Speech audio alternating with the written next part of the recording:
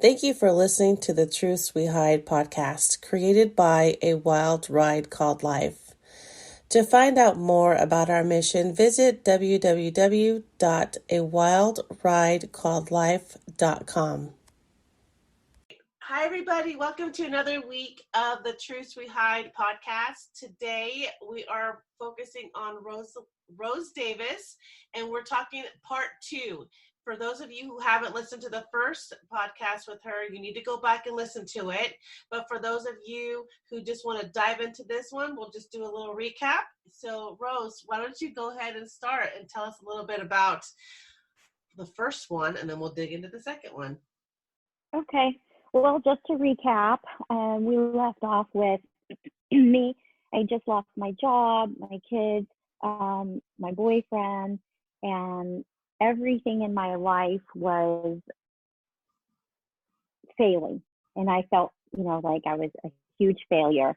So I'm sitting in my room with my rifle, contemplating blowing my head off when I call my boyfriend, ex-boyfriend, ex-boyfriend from way back. And he tells me, look at the big picture.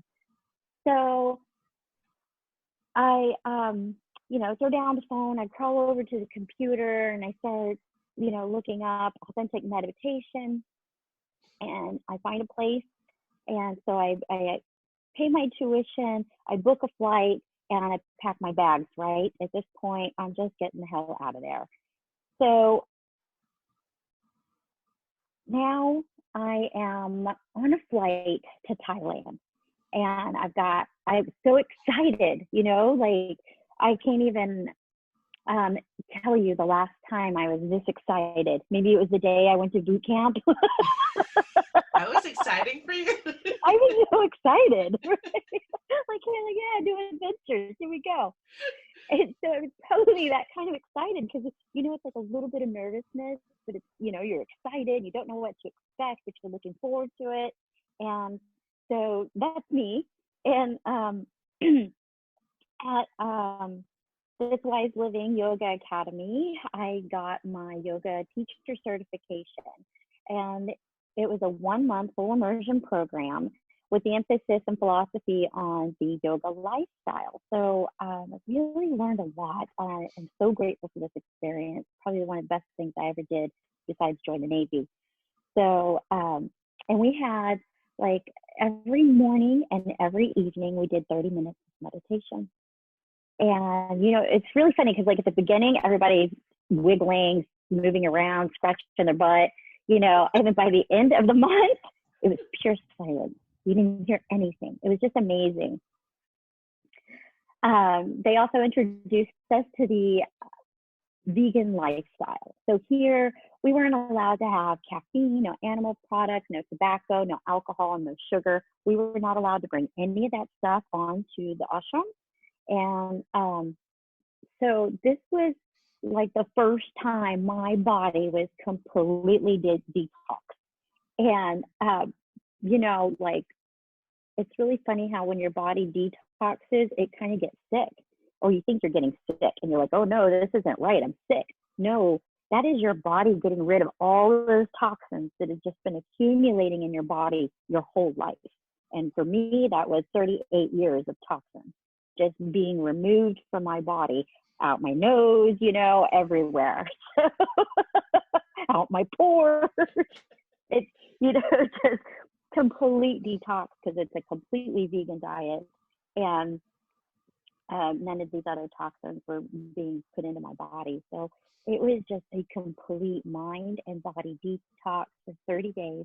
I was surrounded by these other men and women who were on a similar journey, trying to find that peace. And I'm really, really grateful for that experience. So when I come back,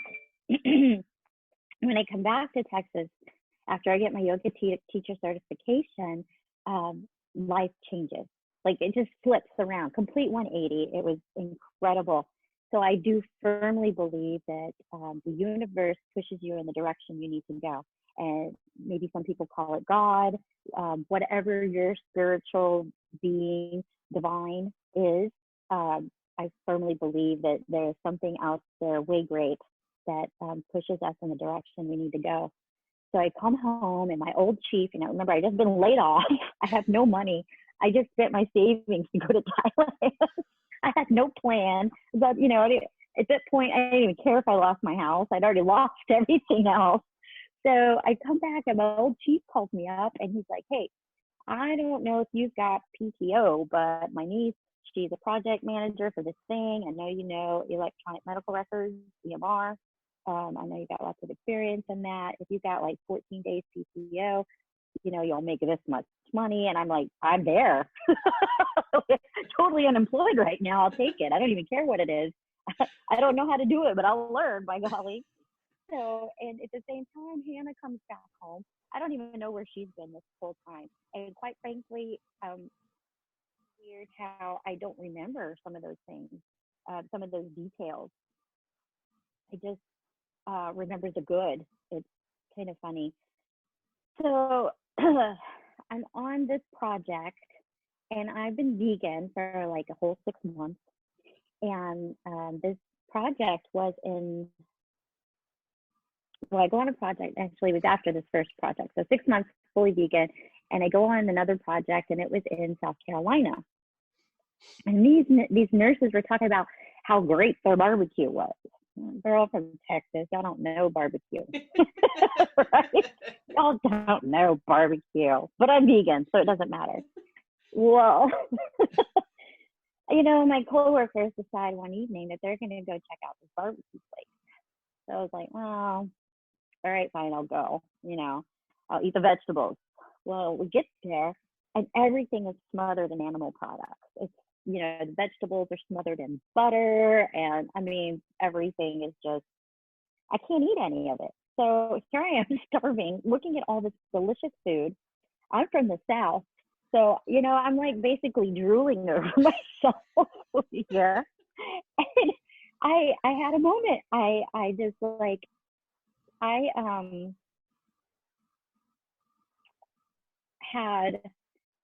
let me go back just a minute. So in that 6 months towards the end there, I started having this nightmare. And I was dreaming that I was sleeping in like this colonial home, and it was like back in the 1800s, maybe early 1900s. And I was sleeping in a white gown, and I would hear something outside the window. So I would get up and I would look out the window, and I would see something like running around in the yard chasing chickens. And they were like tearing into chickens like a zombie, and just like ripping their heads off and eating them live. And I take a closer look, and it's me. I'm chasing these chickens around in the yard, ripping their heads off. And this is like a recurring dream. So here I am in South Carolina. I've been having this dream about tearing into chickens. And I couldn't. I was salivating over myself, especially over like the pile of fried chicken that's sitting in the corner. So I give in, and I'm like, screw it. And I pile my plate with fried chicken, and I think I can just tear into it. Everybody at the table is, like their jaws are dropped. They're just like, is this really happening? She's really eating the chicken. I never went back to the vegan thing. You were done. That was it. That was it. So I kind of realized that bioindividuality came to me after that moment, because the vegan diet didn't work for me. As a matter of fact, I'd put on a lot of weight, probably the heaviest I'd been up to that point on a vegan diet. Now, of course, it didn't help that Oreos were vegan. And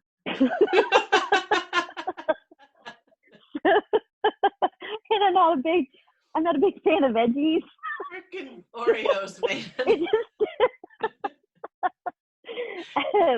But I believe that we are all built very similar in design. Like, we all have fingerprints, right? and they're all very similar in design, but they're all very unique to us. Like not one of them is the same. Right. And I feel the same way about our metabolisms. We all have metabolisms, obviously, and they're all built very similar in design, but they're very unique to us. So what works for me may not work for you. And so here I am getting ready to turn 40 because, this whole thing started when I was 38. I wish 28. Saved me a lot of time. Just a number. It'll save me a lot of life. Right? So, all this started when I was 38. So here I am, 39. I'm coming up on the 40, and I'm like, I need to make some changes. Like, I want to lose weight. So I made this huge body transformation for my 40th birthday. And I held myself accountable by booking a photo shoot with a reputable photographer. He was very, very busy. So I knew if I booked it, I had to keep it because there was no way I was going to be able to reschedule it. So I held myself accountable to this goal, and I was going to achieve that goal for my 40th birthday. So by the time I turned 40, I made this total transformation. And I had to go back to eating, like a high protein diet. And I was working out twice a day. I was doing yoga in the evening. And the weight basically fell off. And so I'm like, well, this is what works for me. But then I got deeper also into my yoga practice, more into the philosophy and the theory of yoga. And the more I learned about yoga, the more I learned about the lineages and how important it is due to the authenticity. Because if you want something to work, you want it to come from an authentic source, right? So I did. I went straight to the source. I found out what I needed to do to get to India to learn yoga and practice yoga with the guru of Ashtanga Yoga. Sharat Joyce is the grandson of Pattabhi Joyce, who is the founder of Ashtanga Yoga. So him and Iyengar came over back in the 50s and introduced yoga to Americans. That's amazing. And so, yeah, I feel very, very, very honored and privileged that I was accepted to come study and practice with him. So I've been twice, 2 years. I went for 2 months both times.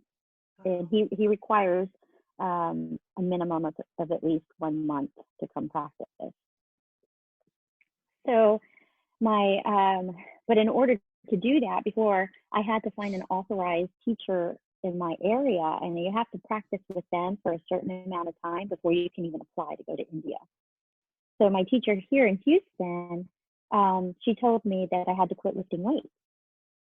You got to stop because whenever you're lifting weights, you're building muscle by contracting it, right? Right. Whenever you're doing yoga, you're strengthening muscles by lengthening them. So if you're contracting and lengthening, you're prone to injury. Oh, That makes wow. sense. Okay. Right? Yeah. It's like, oh, okay. So I did. And I had a wonderful experience on that journey. I met Taylor Hunt while I was there actually, take that back. I had a project in Ohio, and Taylor Hunt lives and works out of Ohio. That's where he's based. He travels a lot too, but he is an authorized teacher of KPJ. KPJ is Sri K. Pattabhi Joyce, and the AYI is Ashtanga Yoga Institute. So we just say KPJ for short, or KPJ AYI for short. And he's an authorized teacher. And so he's based out of Ohio. I had a project up there. So I was privileged to practice under him for a month before I went to India. And when I got there, he and his family were there. So it was amazing because he got to show me around and introduced me to all the things that were India and yogi. You know, like, because I mean, you walk into a foreign country by yourself and you don't know any of these people and you don't know where to eat or anything. And so, you know, it was just so, I was so blessed that I had someone who was so caring and compassionate to show me around, just, you know, take me by the hand. He is an amazing person, by the way. And so I get accepted to KPJ, and when I get back, Taylor Hunt, if you haven't read his story, is an amazing story, and you may even recommend having him on your podcast sometime. He was an addict. Oh, wow. For many, many years. And so now he puts on a program for students struggling with PTSD and or addiction. And so I attended the Ashtanga and Addiction Forum with him back in 2017. And what he does is he teaches you how to teach students who have PTSD or addiction that are going through recovery. So after I completed that course with him, it's a course also approved through KPJ. Sharat gave him his blessing to teach that here in the States. I began teaching veterans in recovery at the VA. And that was a very rewarding experience. Most of them loved it, especially the women. The female veterans that are in recovery, most of them absolutely loved it. Some of the guys did, and some of the guys were like, to be expected, Okay, right? Yeah. But I taught it in a way that I felt like they could connect with it. So not only did I bring all the lessons that I learned from Taylor Hunt about addiction and PTSD, but I also brought my military background with me as well. So it gave them something that they could connect to. So I wasn't like some rainbows and glitter unicorn yoga teacher. I was someone they could relate to, or someone who could relate to them, you know? Because I know that sometimes that makes veterans feel uncomfortable. You know, when life is all unicorns and rainbows, they're like, get the hell out of my face with this shit. You obviously don't know anything about being a veteran, right? It's not unicorns.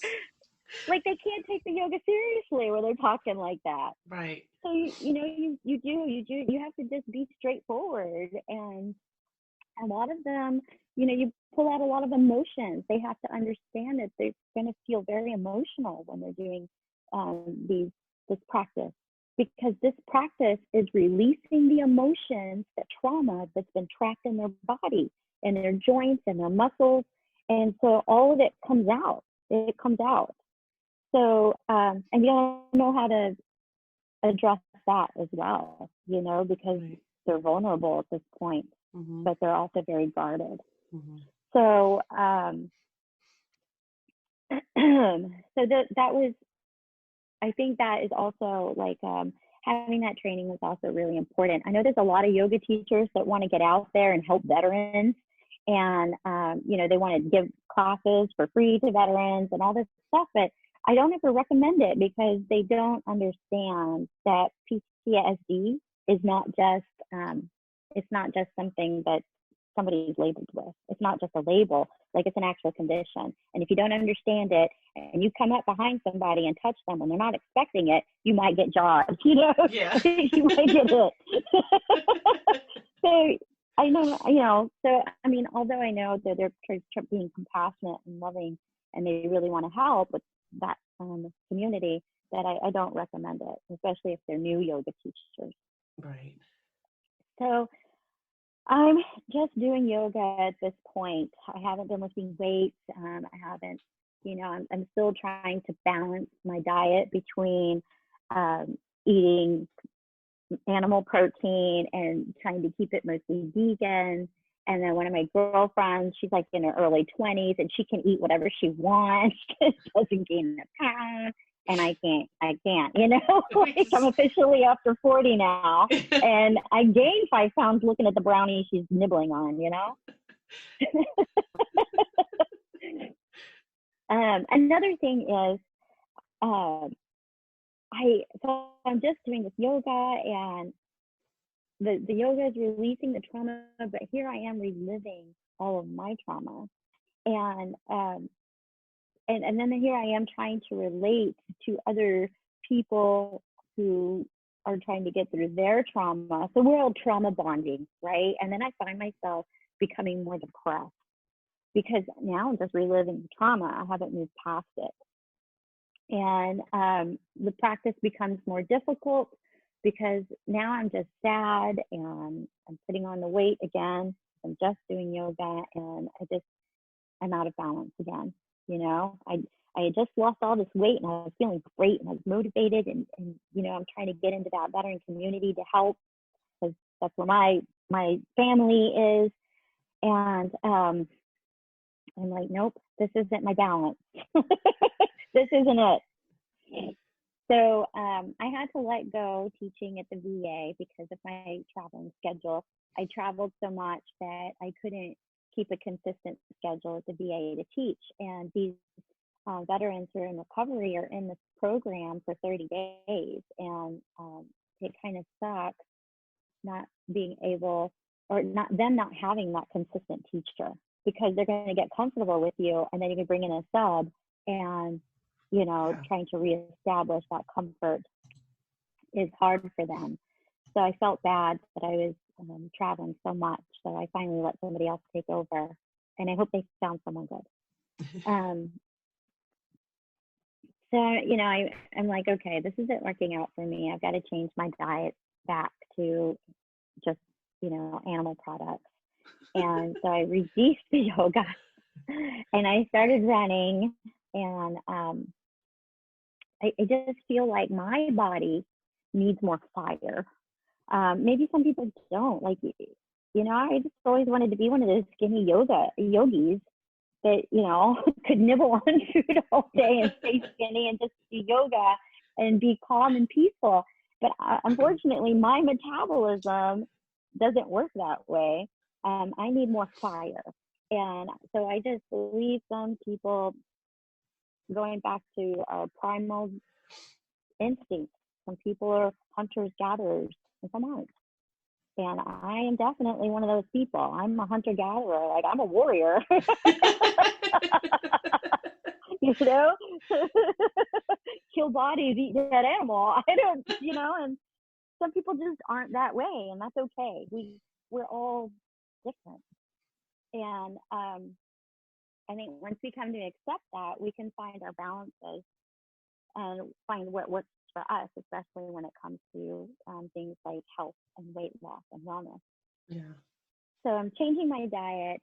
I go back to eating animal products. I'm reducing the yoga. I increased the running. And so for my birthday, I ran the Marine Corps half marathon. And it usually falls on my birthday every year. And that was the third time I ran it, I think. So I've gone out to DC to run a few half marathons. But I'm like, you know, I got to lose the weight. I need more fire. I dropped the yoga, and I just start picking up the running, because whenever you're training for a half marathon, you're running all the time, right? So I hired a new coach, and I went back to bodybuilding. So I lost the weight, kicked the depression, and I had my second body transformation. So now I've done this twice, and I'm learning, okay, this is my balance. This is where I need to be. But I carry those that yoga philosophy and those theories with me, because when you learn about yoga, Ashtanga yoga, it's called the 8-limb yoga. And so the first two steps, yama and the niyamas, are like your moral code and your vital energies. These are things that you should be taught as a child, you know, hygiene and your manners, right? And then you got the third limb, which is your asanas. So the asanas is the actual postures. These are the things we see pictures of. These are the poses in yoga. Mm. So this is what we relate to yoga as Americans. When we say yoga, that's what we're thinking of. We're thinking of the postures, the stretching, right? That's not yoga. Yoga actually means to unite. They're uniting all 8 of these things. So the asanas are just the postures.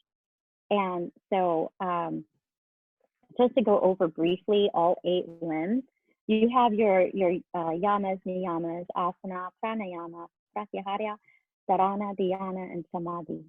And these things are, like I said, the first 2 are your moral code and your hygiene. Then the third is the asana, your postures. Pranayama is the breath. So this is where you're focusing on your life force here, because without our breath, we can't live, right? So it's our life force. Very important. You want to be breathing when you're moving. Pratyahara is sense withdrawal. So this is when you're focusing on just this. Just your postures, it's just your breath. You're not being distracted by anything outside of that. So not the person next to you, not the noises you hear outside, not anything. All of your surroundings, it's not that you can't hear them. It's not that you're not acknowledging them. You're just not paying them any attention. And when you begin to do that, you can start to focus on just you and your practice. So you become very introspective. And that's where you're trying to get. Once you get very, very introspective, this is where the meditation comes in. So you can consider yoga or the practice of yoga like a moving meditation. And so the whole point of it is to get to samadhi, which is the union, total absorption, the euphoria. You know, when you wake up from shavasana, everybody always feels like it's just the best feeling. You know, you just come to complete peace, and that's what you want. You know, you're doing something right. Yeah. That your practice is good when you wake up from shavasana and or not wake up, because you don't sleep. Some people do. Some people sleep and they snore and whatever. That's okay. But it really is just like a total relaxation. You don't really sleep, but it kind of feels like you're sleeping. And so when you come out of that and you come back to reality and you come back to awareness, you're just so much at peace, like so much is lifted. And that's how yoga should be whenever you put all 8 parts together. So what I do is I still do all those things. For me, bodybuilding, I think my personal opinion is you can take out that third piece, the asanas, the postures, and you can replace it with any exercise that suits you. Bike riding, running, bodybuilding, whatever. Put whatever you want in that number 3 spot, but bring everything else together. And I still think that that is a form of yoga, because yoga is the union, it's not the postures. Wow. And so that's what works for me. And so, you know, here I am thinking, I'm very passionate about this. And, you know, I went to school for biochemistry, and then post-bac in biomedical sciences. I've been doing this for over 20 years. I've had all of these personal experiences, and I just feel like all of those things brought me back full circle to do what I wanted to do in the first place when I was applying to med school. And so here I am, you know, going, why don't I be a health coach? It kind of makes sense, right? Yeah. So yeah, my dad, he died of diabetes. He went into multiple organ failure.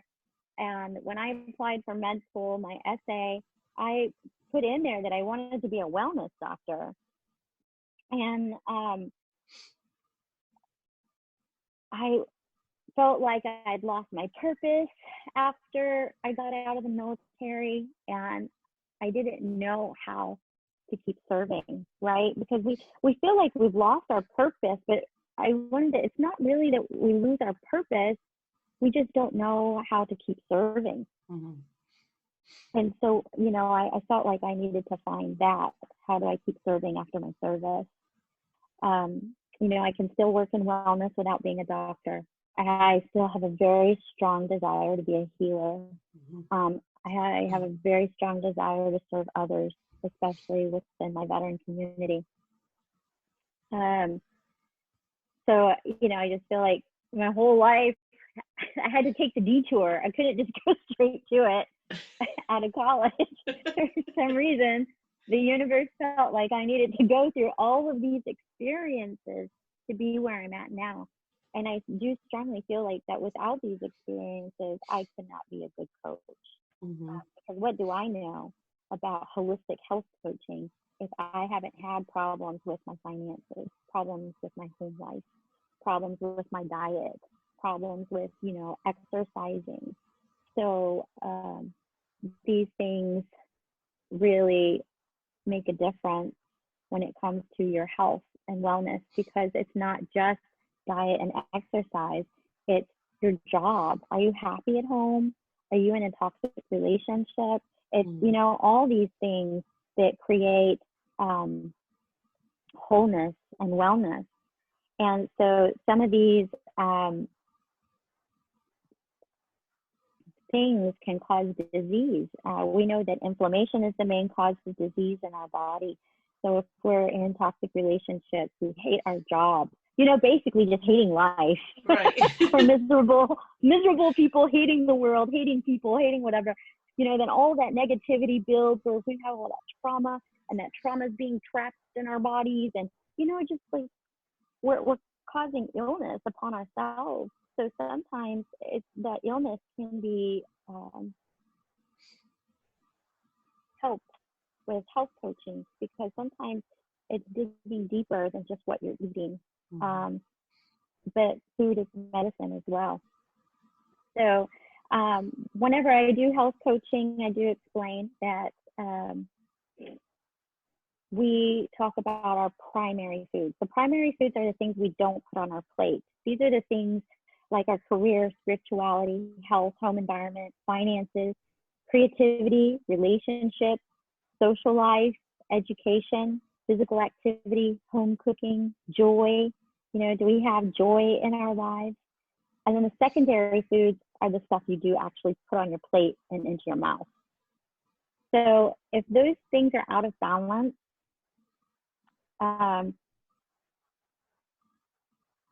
you're going to have an imbalance physically as well. And it can affect your hormones, to cause you to gain weight. It can affect all kinds of things.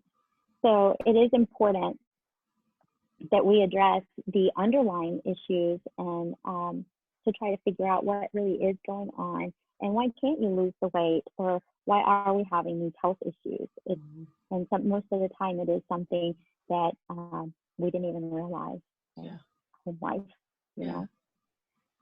So I say, eat the chicken, be a model. Eat the chicken. Like, don't worry what other people think. Don't worry about all the things, the pressures other people put on you. Like, life is too short for all that, So that's how I decided to become a health coach.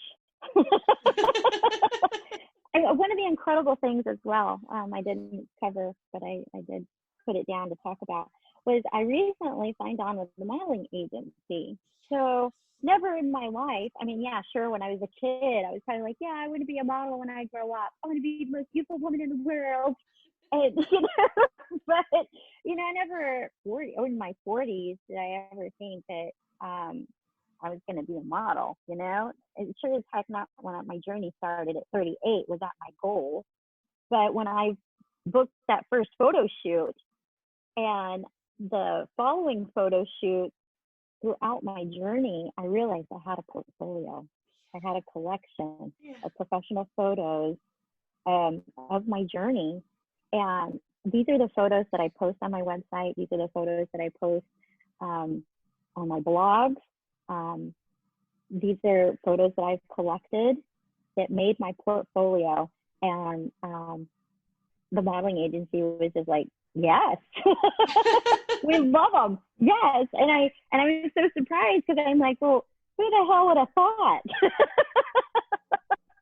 It just proves you could do anything. You could do anything. Absolutely. You can do anything. And modeling really isn't that big of a deal. I mean, like, go and do whatever it is you want to do. And I know some people probably think it's really vain, but you know what? It's like acting. It's like putting on a movie. It's entertainment. It's raising morale. It is helping somebody.